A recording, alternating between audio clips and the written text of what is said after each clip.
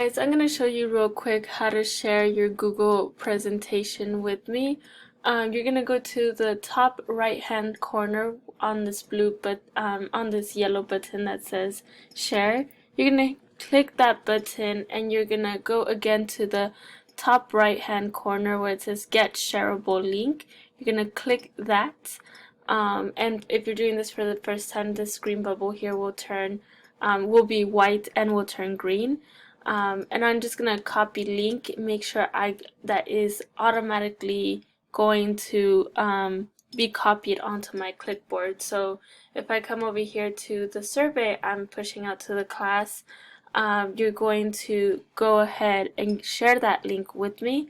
So you're gonna go tell me what period you are in, what country you're representing, and then you're gonna paste your link here. And what I did here is I right clicked so these options could come out, and I'm gonna click paste, or I can click Control V and it will also paste, and then I'm just gonna hit submit, and there we go. Everything is good to go.